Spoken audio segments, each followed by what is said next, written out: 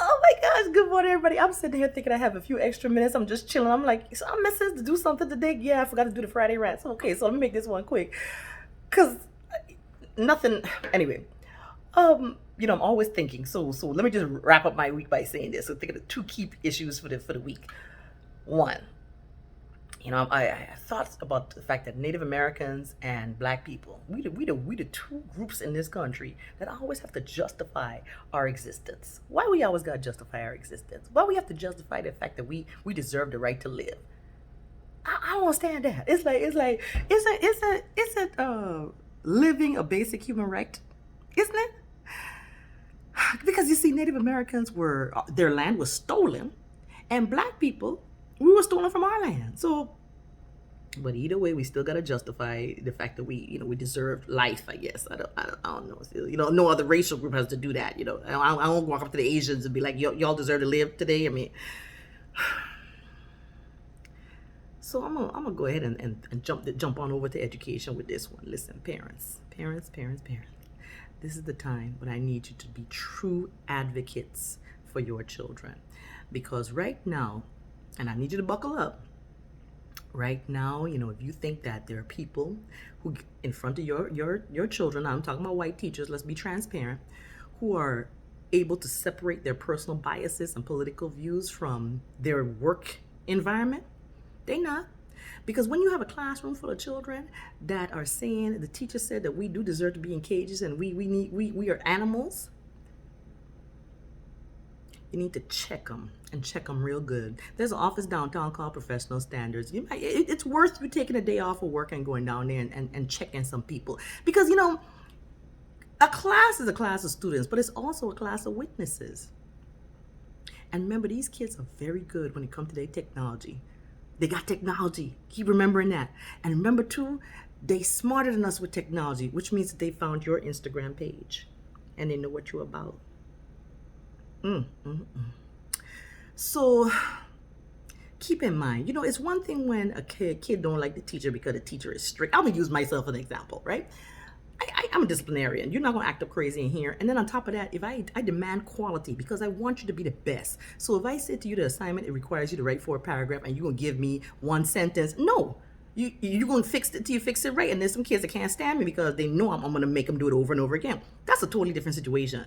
But when you actually calling kids and treating them and disrespectfully and talking to them and telling them they can't do no better what they like.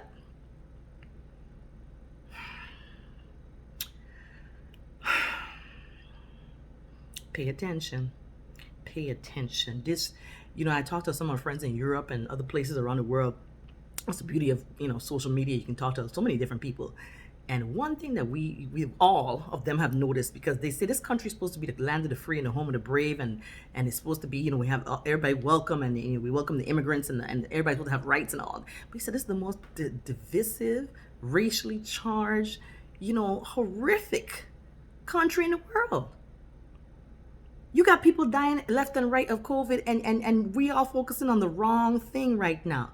But we're getting worse in terms of our behavior. We're getting worse.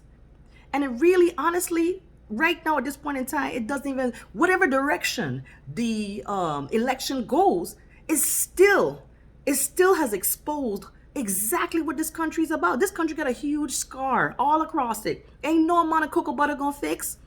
Ain't no amount of Neosporin or put a Band-Aid on that. That's gonna take, because people have been emboldened by the leadership of this country to truly believe that they could treat anybody anyway. And God forbid, there's people who actually got to report to Black supervisors and Black. Keep telling you, was it Trick Daddy? When I first came here, I learned about Trick Daddy. When Trick Daddy said, okay, if you have 3 PhDs and a master's degree, they still gonna call you up. But I do have a question for my white friends or associates, especially people who call themselves your friends. Would you want to be Black in America? Would you say to yourself right now that I'm okay being Black in America? And if you could answer no to that question, that means you're aware of what's going on.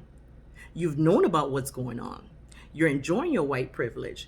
And on top of that, you don't want to do anything to help solve the problem. Because if you got to keep on questioning Black people, about why they can protest, or why they deserve to teach African American studies in school, and why black people need guns, and why black. Wait a minute, these are American rights. We have rights. Or the rights were only for one set of people. Oh, I get it now. Ain't like we can magically do, like, what's the chick on Lovecraft Country that drank the potion and turned into a white woman for a day? I mean, let me tell you something. Wow. To walk around all day with good credit and not have to pay for stuff and be treated right and not get pulled over and not be questioned. But if you want to protest, you could just protest and just don't. Wow. All I gotta say is, listen, we got to elevate. We got to do better with our education.